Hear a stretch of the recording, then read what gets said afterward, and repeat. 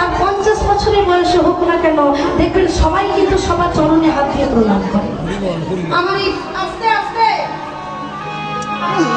আমার এই বাবা না, আমার থেকে বয়সে বড়, আমার বাবার থেকে তারা বয়সে বড়, আমার বাবার মতো ঠাকুরদার মতো বয়সে বড়, সেই বাবার আমার চরণে হাত দিয়ে প্রণাম করছে। কেন কেন করছে প্রণাম? কি দরকার? আমি তো তাদের থেকে অনেক ছোট, কিন্তু আমার পায়ে এসে প্রণাম করছে কেন? এই প্রশ্ন আমি আমার গুরুদেবকে বলছি। আমি আমার গুরু বাবাকে বলছি যে বাবা, আমি যখন কীর্তন করতে দাঁড়াই তখন আমার থেকে অনেক বয়সে বড় ভক্তরা আমার চরণ ধরে প্রণাম করে, এতে কি আমার কোনো পাপ হয় না বাবা? আমি আমার গুরুদেবকে প্রশ্ন করেছি। গুরুদেব উত্তর দিচ্ছে, মা শোন না, যখন তুই কীর্তন করতে দাঁড়াবি আসরে, তখন মনে রাখিস, একটু ভেবে রাখিস যে ভক্তরা আজকে তোকে প্রণাম করতে আসছে না। ভক্তরা তো চরণে হাত দিচ্ছে কিন্তু তোকে প্রণাম করছে না, মানে এটা কেমন? বুঝে শোন মা, তুই যখন কীর্তন করতে দাঁড়াবি, ভক্তরা তোকে যখন প্রণাম করবে, মনে রাখিস প্রণামটা তোকে নয়, তোর ভেতরে যে কৃষ্ণ ভক্তি, কৃষ্ণ প্রেম, ওই কৃষ্ণ প্রেম ভক্তিটাকে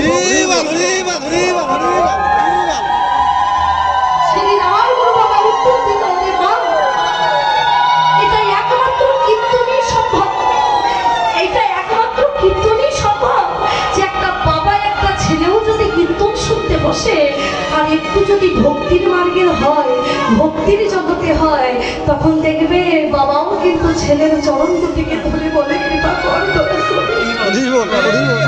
তাহলে যেগুলো অন্য কোনো গানে বাউলে, অন্য কোনো আধুনিক গানে যেগুলো সম্ভব নয়, সে সম্ভবটা একমাত্র এই ভক্তের আসলে। তাহলে বাবা, আজ গৌরাঙ্গ মহাপ্রভু যদি আর দাঁড়িয়ে দাঁড়িয়ে হরিনাম মিলিয়েছে, প্রেম মিলিয়েছে। আপনারা জানেন যে কলিকালে মহামন্ত্র নাম হরে কৃষ্ণ কৃষ্ণ কৃষ্ণ হরে হরে, হরে রাম রাম রাম হরে হরে, যে নাম ছাড়া কলিকালে কোনো গতি নাই। কলিকাল বলে নয়, সত্য তেতা দাপর কলি, 4 যুগেই কিন্তু এই নাম ছিল, কিন্তু কলিকালে আরো গাঢ়ভাবে এলো। কেন? কারণ 3 যুগের এই প্রচার বেশি ছিল না, মনে মনে ছিল, আর কলিকালে বেশি করে এলো। কারণ ভগবান বললো এই নামই হবে মহামন্ত্র নাম। মহামন্ত্র কাকে বলে? মহামন্ত্র বলা হলো কেন হরে কৃষ্ণ নামটা কি? বলছে সত্য যুগে ভগবানকে পেতে গেলে ধ্যান করতে হতো, ত্রেতা যুগে ভগবানকে পেতে গেলে যজ্ঞ করতে হতো, তারপর যুগে ভগবানকে পেতে গেলে নাম অর্চনা বন্দনা করতে হতো। কিন্তু কলিকালে গৌরাঙ্গ মহাপ্রভু বলল একমাত্র হরে কৃষ্ণ কৃষ্ণ কৃষ্ণ হরে হরে, হরে রাম রাম রাম হরে হরে। তোমরা যদি একবার কলিকালে এই নাম বন্দনা জপ করো, তাহলে 4 যুগের ভগবান তোমার এক নামে সন্তুষ্ট হয়ে যাবে।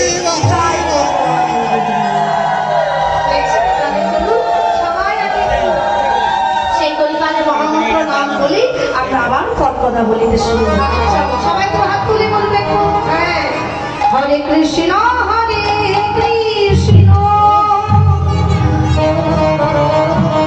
কৃষ্ণ কৃষ্ণ হরে হরে, হরে রাম রাম রাম হরে হরে,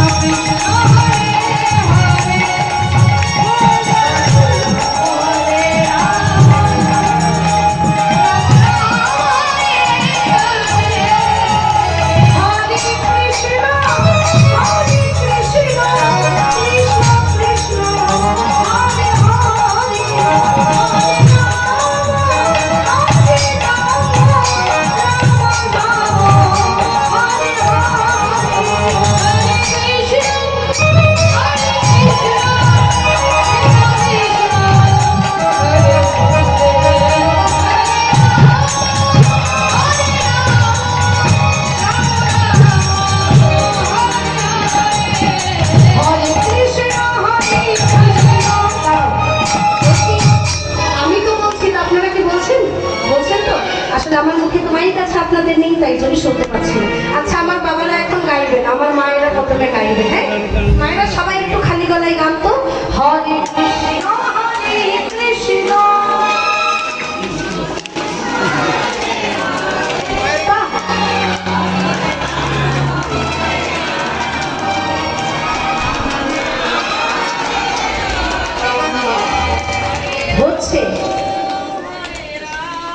হচ্ছে কিন্তু একটু সবাই মিলে একসাথে বললে ভালো হয়। হ্যাঁ, মানে এখানে অনেক মায়ের আছে যারা ফাঁকি দিচ্ছে, মুখটাকে বন্ধ করে আছে। মুখ বন্ধ করে থাকলে তো হবে না, হরিনাম গাইতে হবে। আজকেই সুযোগ, মানে বাড়িতে গেলে ভুলে যাবে, কেউ জোর করবে না, আর আমি আজকে জোর করবো একটু। হ্যাঁ, মায়ের আর একটু জোর গলায় বলুন, হরে কৃষ্ণ হরে কৃষ্ণ হরে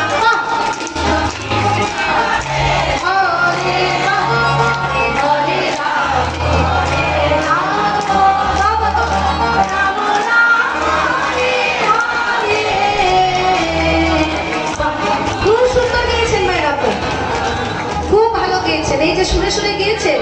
আমি যদি আগে জানতাম যে আপনারা এত সুন্দর গান, তাহলে এই বেটাদেরকে ভাড়া করে আনতাম, আমি আপনাদেরকে নিয়ে কীর্তন করতাম। খুব ভালো হয়েছে। এবার একটু আমার বাবারা বলবে। হ্যাঁ, আমার সবাই একটু বাবারা একটা হাতে তালি দিয়ে বলুন, হরে কৃষ্ণ হরে কৃষ্ণ কৃষ্ণ কৃষ্ণ হরে হরে হরে রাম হরে রাম রাম রাম হরে হরে। সবাই তো হাত তুলে তালি দিয়ে বলুন, সবাই তো হাতে। হরে কৃষ্ণ হরে কৃষ্ণ কৃষ্ণ কৃষ্ণ হরে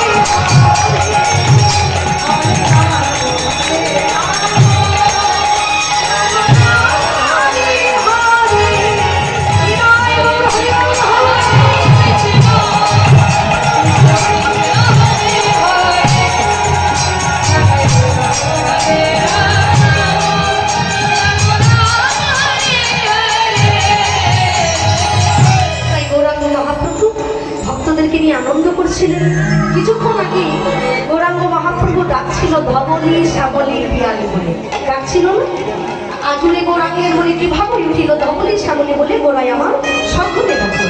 তাহলে ধবলি শ্যামলি বলে ডাকছিল কেন? কারণ তখন গৌর হয়েছিল কৃষ্ণ ভাবে ভাবে, কৃষ্ণ পাপ ছিল বলে এই ধবলি শ্যামলি গৌর বাচনদের নাম ধরে ডেকেছে।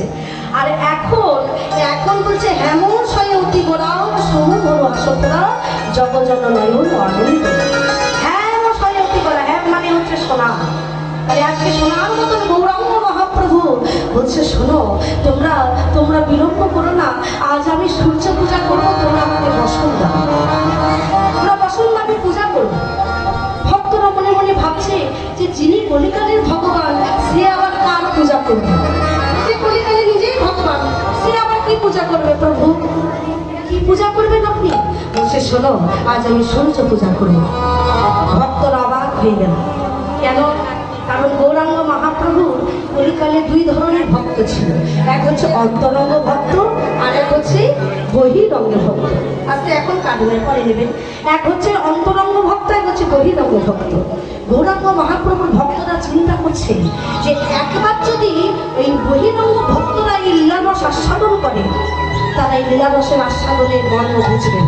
তাই যদি এই রস যদি আস্বাদন করাতে হয়, তাহলে যারা অন্তরঙ্গ ভক্ত একমাত্র তাদের মাঝেই এই লীলাটা প্রকাশ করাতে হবে। তাই মহাপ্রভুকে সবাই যারা অন্তরঙ্গ ভক্ত সবাই মিলে নিয়ে গিয়ে সেবা সঙ্গনে গোল করে ঘিরে বলছে, প্রভু নেন এবার লীলা প্রকাশ করো। বলছে, দাও, তাহলে তোমরা আমাকে বসন দাও। যেই না বলেছে বসন দাও, পদকর্তার কি সুন্দর আলোচনা দেখুন। যেই না বলেছে বসন দাও, আজকে মহাপ্রভু যে বসনটা পরে ধুতি পরে, তো উনি ধুতি দিয়েছে। আর প্রভু যেহেতু রাধারানীর ভাবে আছে, তাই প্রভু ধুতিটাকে ধুতির মধ্যে না করে শাড়ির মতো করে দিয়েছে। এবার আপনারাই বলুন, যদি আমাদের এখানে একজন বাবা হঠাৎ করে শাড়ি পরে যদি মন্দিরে আসে, তা আপনারা হাসাহাসি করবেন যে পুরুষ মানুষ শাড়ি পরছে কেন? হাসাহাসি করবে বলেই তো অন্তরঙ্গ ভক্তরা প্রভুকে আড়ালে নিয়ে গেল, যে এখন যেহেতু রাধারানী ভাব, নারী ভাব, এবার নারী ভাব যদি গৌর হরি পালন করে, এই শাড়ি পরে যদি নাচানাচি করে, তাহলে তো সবাই হাসাহাসি করবে। এই রাধা ভাব বোঝার মতো তো কারোর ক্ষমতা থাকবে না। তাই প্রভু আমার বসন করছে। কেমন করে বসন করছে? এটা মায়েরা বুঝলো মা। এই দেখুন, এই ডান দিকে আঁচল ফেলে বাম দিকে ঘোমটা ফেলেছি। আমরা যদি যারা শাড়ি পরেছি মা, আঁচল কোন দিকে করেছি? বাম দিকে। আর ঘোমটা তাহলে কোন দিকে হবে? ডান দিকে। কিন্তু মহাপ্রভু ডান দিকে আঁচল ফেলে বাম দিকে ঘোমটা করছে কেন? কারণ আপনারা জানেন, যারা বৃন্দাবন গেছেন তারা জানেন, বৃন্দাবনে ব্রজগোপীরা ঠিক এমন ভাবে ডান দিকে আঁচল ফেলে বাম দিকে ঘোমটা টানে। তাই প্রভুর ভাবটি কেমন? পদকর্তা পদ মহাজনে লিখছে, মাঝবি বিনহে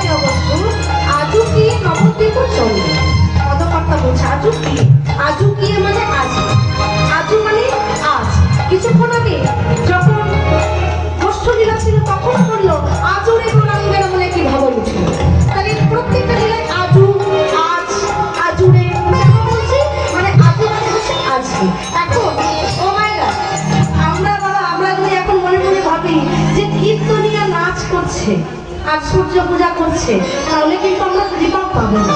আমি যে বসনটা করলাম, আমি যে নৃত্য করছি, এই নৃত্যটা আমার নয়।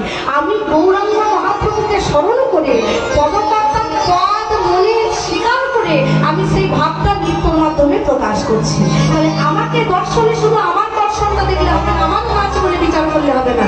এখানে বিচার করতে হবে গৌরহরি। ঠিক আহারে, এই সেই গৌরহরি, ঠিক এইরকম গৌরহরি আজকে নদীয়াতে নৃত্য করছি, আর আমরা সেই অন্তরঙ্গ ভক্তরা বসে বসে সেটা তারা স্মরণ করছে।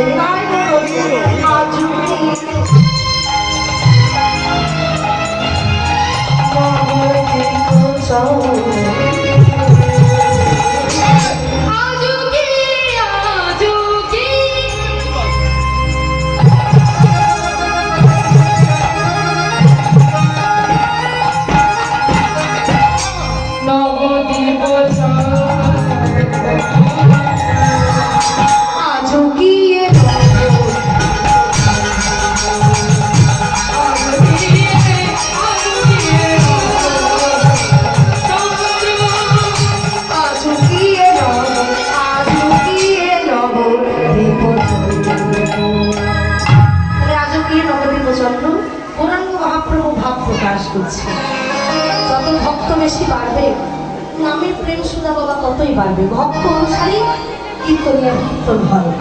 যদি কেন বললাম,